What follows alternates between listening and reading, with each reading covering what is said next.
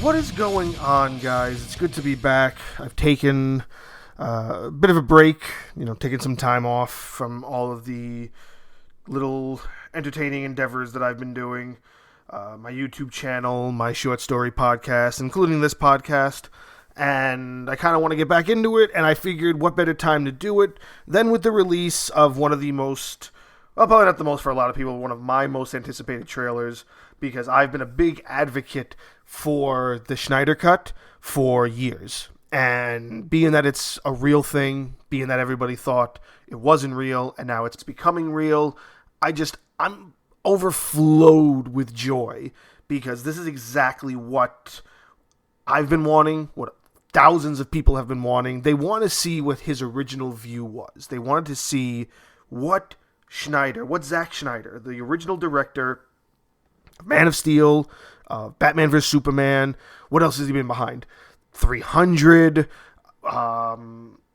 Sucker Punch. He's done a lot of work, and he definitely has a very particular view and a very particular directing style, and he brought that to the table with the DC films. If they just kind of let him do his thing, and this is one of the biggest issues with Warner Brothers, they want to meddle too much. They want to get too involved in everything. And what happens is you get too involved, you don't let the person with the vision build upon that vision, and then you get shit products. You get stuff that people don't find as good because you're trying too hard. I know that when, what's this guy's name? Rob Zombie. This doesn't have anything to do with, say, Warner Brothers or even Marvel or anything like that. But Rob Zombie on the Joe Rogan podcast once said that when filming a certain movie, he didn't say the movie's name, but he was filming a movie and the studio was trying to meddle in the process so much that he quit. He stopped doing the film. He didn't want to do it anymore because they would be things that were so crazy. It would get to the point where whatever the hit film was that weekend, an executive from the company would come in and be like, you got to put this in the movie because this is what's big right now. And he's like, that doesn't make any sense. And one of the examples he gives is during this film, it was in the 90s, because this is going to, show my age as well. In the 90s, there was a film that came out with Howard Stern. It was called Private Parts. That film had just released. It was a hit for that time period. An executive came in when Rob Zombie was working on this other film. It was still in production. He was in the midst of filming. This film with Howard Stern came out. They went in and told Rob Zombie, you got to get Howard Stern in this film. And he's like, that doesn't make any sense. That's just it. Why are you making me do that? Because executives, board members, these companies, they care about the money. They don't care about the product. And that's one of the biggest difference between what is happening with Warner Brothers films and what's happening with, say, Disney's films. The reason why Marvel is so successful isn't because of a budget. It isn't because of the characters. It's because Disney said, here, Kevin Feige, take this. Run the studio. He's the leader of that studio. I don't know off the top of my head if he's actually had much to do with any of the actual production or directions of where the films are going, but he sits in a room with every writer and every director, and he's like, all of this has to make sense. It's not about the money, it's about the story. These things have to be made. Like, a lot of people argue whether or not the Thor movies are good. I personally love all three Thor movies, including the second one, which is a lot more dimmer than, say, the last one, Thor Ragnarok, or even dimmer from the other films. But the thing is that makes sense to the Thor character, and they need that movie because it sets up one of the Infinity Stones. They think of the long run, and they don't have anybody that comes in and says, no, that doesn't make sense. Even if you had an executive from Disney who came in and said, Thor, what was the name of the second one? Thor: The Dark World. They did a screening. That executive goes to Kevin Feige and says, listen, this movie sucks. Kevin Feige is going to be like, doesn't matter, has to happen. And Disney's going to let it run because they let him run the show. Warner Brothers doesn't let the people they put in charge of these things run the show. They have too much to say. They get too involved because they want to chase the money. They don't want to chase where the money could come. They want to chase where the money already is. Another big example of that is the Suicide Squad.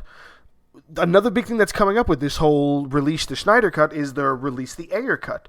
David Ayer, who was the director of the first Suicide Squad, you can look these things up and see all of the issues that was surrounding Suicide Squad 2. Jared Leto came out and said, listen, you guys really screwed me over.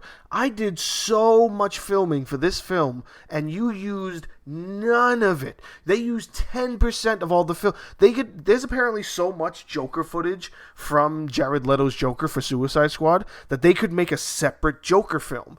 That's what happens when they get too involved. What happened there? Guardians of the Galaxy came out, and it was a huge success. They went in and told these people, you have to make Suicide Squad like Guardians of the Galaxy. And that doesn't make any sense. You can see the progress in not only just the marketing, but also in like the promotional stuff that they put out. It was changing more and more as it progressed closer and closer to the film. And we're talking about a movie that's about the bad guys. How are you supposed to make the movie about the bad guys look and feel like a buddy cop film? Don't get me wrong, what came out was relatively worth it. It wasn't a bad story. It was, kind of enjoyable. But there's definitely something else out there that gives more to what the original vision was. And if Warner Brothers didn't get involved, you wouldn't have that issue. You wouldn't have people screaming for what could have been. And that's what we're screaming for the Snyder Cut. And now that HBO has taken over that idea and said, you know what, Zack, you have this, we want you to put it out. And we're finally getting it. It's 5 years later, and we're getting to see what the original vision was, what the culmination of his vision was meant to be when it went from Man of Steel to Batman vs. Superman to Justice League. We're finally getting to see where his vision of the story was going to end. He was only meant to do those 3 films from what I can remember, and being that whatever happened, and he got, I don't want to say kicked out. I do feel like it was a kicked out kind of thing, or it was like it just so happened that something really... See, because most of the time, if something really bad happens during production, people don't really get kicked out of producing anything, and they don't really get taken out of their positions. So I feel like something very tragically did happen to him, and then the studio saw that as an opportunity to say, okay, let's get Zack out of the way, and let's put somebody else who we think is going to do better at this film. And I've been reading a lot of articles about interviews that he's been going on and everything. Like, Zack goes on record saying that the most controversial scene in Batman vs. Superman, the Martha scene, as many jokes has been said about it, as many parodies have been used, all the memes and all the gifts of making fun of it, whether you're for it or you're against it, Zack is still very for that. He thinks it's the most crucial point of that film, and he stands by it to this day. When what happened to Zack happened, and he had to step down, and they pulled in Josh Whedon, and Zack was 80% done with this film. Josh Whedon came in and redid almost all of it. From what I've read, maybe they used like 25 to 30% of what Zack originally had filmed, and Josh came in and changed the whole thing. Now, everybody knows what's going on with Josh Whedon. I personally don't care. I think the guy is a little overrated. I get that sometimes what he does works, and it's very enjoyable. I know there's a lot of Buffy the Vampire fans out there. I know there's a lot of people who have followed his work for years and have been very prominent about what he can put out there, but he's got a lot of stuff happening right now that's really not making him look like the best dude in the world. And one of the stories that really sticks out to me is while filming that, not even just the Ray Fisher stuff, but one of the things that Kelgaget said was during filming, there's this scene, you've probably heard about this scene, where they're fighting in the tunnel, they're fighting Steppenwolf for the first time in the tunnel. There's meant to be a whole bunch of debris that's meant to fall down on Wonder Woman, and like crush her. But Flash sees it and runs to like push her out of the way. I don't know if that was a part of the original Zack filming or whatever, but the scene that Josh Whedon wanted, he wanted Flash to fall on top of Wonder Woman and it kind of be like one of those awkward things, something that they've done a couple of times in Marvel films. And I know Josh Whedon has had a lot to do with certain Marvel films as well, so you've seen that. It's kind of like a movie trope, like a typical thing. It doesn't really come off as being innovative, Maybe it fits for the scene, but Cal was very against that. Cal wanted nothing to do with that scene. And if you watch that film, and she says in an interview, it's a body double. There's a body double that finishes that scene, and then she comes back in the next 2 or 3 cuts, and it's her face again. You could see it in the actual film when Flash lands on top of Wonder Woman. Wonder Woman's face is away from the camera because it's a body double. Cal Geiger wanted nothing to do with that scene. I don't know if I've heard anything about Ezra Miller, how he feels about any of that stuff or his views or whatnot. I think him and Jason Momoa are the only two that haven't really said anything real negative about Joss Whedon, but I do know that Jason Momoa, he supports Ray Fisher and what Ray Fisher's been going through and speaking out against Joss Whedon.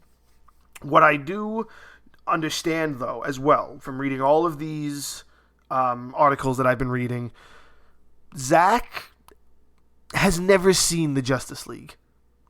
He apparently never bothered with watching it. When it was released,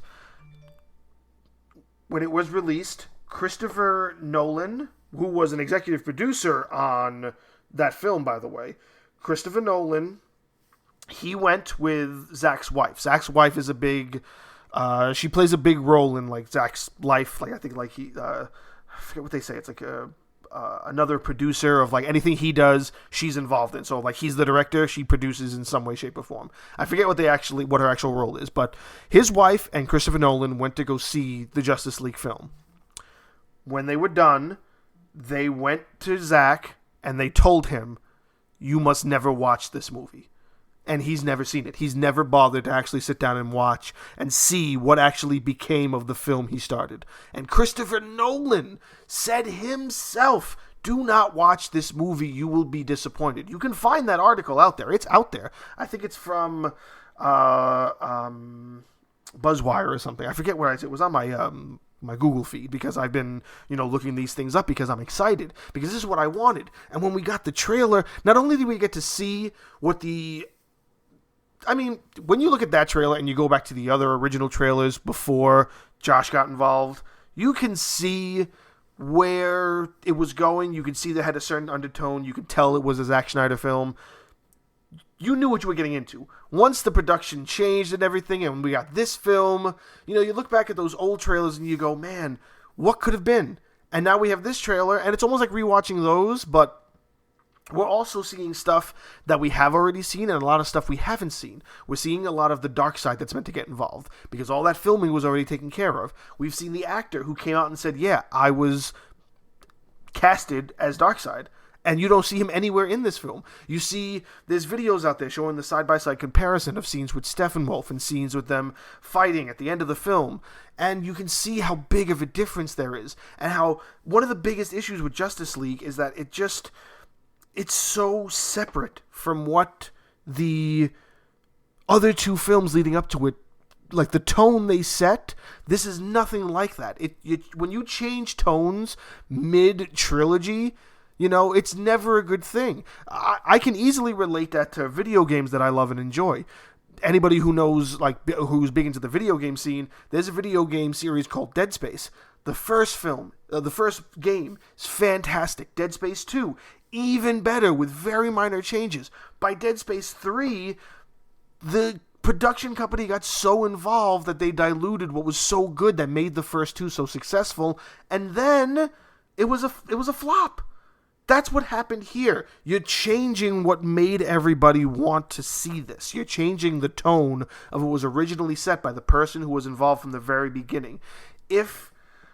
What else can I relate this to? Let's think of another trilogy. If, say, in The Lord of the Rings, if it was the director it was for the first film, the director it was for the second film, it was the same director, and then out of nowhere, friggin' Christopher Nolan came in and started directing the third film and changed the vision, changed what was set up from everything in the first two films.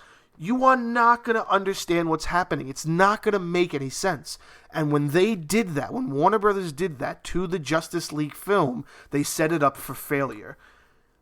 And finally, HBO has come out and given Zack Snyder now has the opportunity to show us what his original vision was. And not only does he get that, but he gets it on a streaming platform where he doesn't have these restrictions. In these articles that I've read, he said flat out, like, they wanted me to make a 2-hour movie. How am I supposed to tell a compelling and legitimate story of 6 superheroes in 2 hours and give them all the appropriate amount of time that they need? So from what I know, from what I'm reading, this series that they're releasing, the Zack Snyder cut, is apparently meant to be a 4-hour long episodic type of release. I don't know if the episode thing is true. Maybe it's just a 4-hour film, which isn't shocking whatsoever. The thing is that if you follow a lot of Zack Snyder's work, like Watchmen, when he did Watchmen, the original film is about 2 hours, 2 hours, 20 minutes. But if you get the director's cut, Watchmen is almost 4 hours long. And you get to see all of the stuff that they took out and how it adds to the story as well. So being that they were trying to restrict him in that respect, now he has this platform that's allowing him to say, show us what you wanted to do. And we're going to get that, and we're getting it very soon. And the trailer just came out a week ago, and it's got so much in it that makes you so helpful. Like, not only is he involving stuff that he filmed for Justice League, he's involving stuff that he filmed for Batman vs. Superman. I cannot wait to see what the original vision this man had for this series. There's a, from being a comic book fan and being a superhero fan, when you watch the first Avenger film, I remember sitting in the theater watching the first Avenger film, and you see the 3 of them standing on screen for the same time. At the same time for the first time. Thor, Captain America, and Iron Man. You see them when they're in the forest and Captain America just broke up the fight that Iron Man and Thor are having. You see the 3 of them standing there. You go, holy shit, this is real. We have a live-action version of these 3 behemoths in the Marvel Universe on screen at the exact same time. When you watch Batman vs. Superman and you see Wonder Woman, Batman, and Superman all standing together, the fucking Trinity, you get... If you're not a DC fan, you're not going to really understand it. If you're a Batman fan, you'll get it. If you're a Superman fan, you'll get it. You have to have that... It's that same feeling. You have to have that kind of angst where it's like, I cannot believe I'm watching this. I cannot believe in my lifetime this is real. That you get to see the 3 of them standing there in such a legitimate kind of scenario where it all makes sense. And it's beautiful to see unfold. I am looking forward to what the original vision for these films that Zack Snyder had. I'm a huge Zack Snyder fan. I've watched all of his movies. Hit or miss, critically acclaimed, not critically acclaimed, bombs or flops, say what you want. He has a vision. He creates these projects, these films he makes. He creates them with his mark on it. You can watch a Zack Snyder film and you know for 100% fact it's a Zack Snyder film. I follow him because I like his style. I want to see more of that in this film, and I hope I do get to see it. It looks like we're going to get to see it. It looks like we're going to get to see a lot. One thing I do want is I want them to address further the 7, because everybody knows that Justice League is originally a 7 superhero team to start. It eventually grows and changes over time, but it's always 7. One of the first big promotional pieces when Justice League was coming out was a poster of Jason Momoa as Aquaman, and it said Unite the 7. I've read that was really fast marketing, and they didn't really have the okay to have 7 characters. And because they didn't have the okay to have 7 characters, or the budget to have 7 characters, they eventually took it out. But apparently there is still some hints. People are talking Martian Manhunter is meant to somehow get involved in some way, and he was kind of set up in one of the previous films. I've read those theories. I have a theory. When you watch one of the first Justice League trailers, this is where my theory comes from. One of the first Justice League trailers, there's a scene at the very end of the trailer where Alfred is fixing the car, and then things start to rumble, and he looks up and he sees a character. I do know now that the character was meant to be Superman in a way, but I do remember watching that and seeing like the kind of reflection in Alfred's eyes, and it looked kind of green to me. So I thought that was them hinting at a Green Lantern, because they already hinted at him in the flashback of the original battle with Darkseid. When Steppenwolf first came, and the humans and the Amazonians, that huge battle to separate the mother boxes, you see Green Lantern there. He dies, and the ring flies off. I don't know if that was in Zack's original script or if that was a Joss Whedon thing, but they've established that Green Lantern does exist, and they're not trying to build him up. He already exists in that universe. Whoever gets the ring now, whoever their Green Lantern would be, I would just love to see that as well. I would deal with that. I would take Martian Manhunter. I'll take any seventh if you really were going to go through with that. If the case is that it was just poor marketing and they got things out for marketing before they actually got the okay for a seventh, okay, that's fine. I'm fine with that. I'm fine with the original 6. I want to see what he had in mind. I want to see what he was going to create. I want to see Black Suit Superman. I want to see the darker, tones. I want to see the more vicious looking Steppenwolf. I want to see Darkseid. I want this 4-hour epic tale that I was hoping for, that everybody who loved Man of Steel, who appreciated Batman versus Superman, I don't think everybody loved it, but who appreciated it, I know they want to see it, and I'm so happy we're finally getting to see it. And I can't wait. It's so close. It's a couple of weeks away. I'm actually considering signing up for HBO Max because of it. I don't have HBO Max right now because a lot of that stuff you can get elsewhere, or I already have, but I have looked at their catalog, and they're doing great. And what I think they really should do is they need to emphasize on this and open up more into this. If this is as successful as they think it's going to be, which I think it's going to be hugely successful, I think this opens up the door to do more like this. Instead of just the releasing film in theater, you give the person this episodic kind of outlay where whatever their movie plan is moving forward, they now have more time. So they aren't crunched for time to get a story across in 2 hours, in basically 120 minutes. You now give them this platform where you want to bring more people in. They want to bring more people into signing up for an HBO Max subscription. And this is a perfect gateway to that, because one of the big gateways for Disney Plus is Star Wars. I'd love to say that it is Marvel, but Marvel only just recently started doing the show thing. Like Mandalorian was a huge thing from when Disney Plus first came out. So Star Wars is the big hit for Disney Plus. They have to take advantage of this. And if it's as successful as I think it's going to be, I think we're going to have a lot more, not only releases like this, but a lot more opportunities for more live-action DC films that'll actually be given further opportunities to actually tell the stories they're meant to portray. I don't know if you guys agree with that. I don't know if you guys even, are interested in what the Justice League has to offer when it comes to Snyder's original vision. Maybe you do, maybe you don't. But either way, thank you guys for listening. I do hope you enjoyed this entry. I'm going to do another one probably in a day or so about the Mortal Kombat trailer as well. And I'm probably going to get back into it with some other movies and TV shows that I've been watching over the last couple of weeks. And you'll see a lot more content coming moving forward. Thank you again for all your loyal support. I really appreciate it. And I'll see you guys in the next one.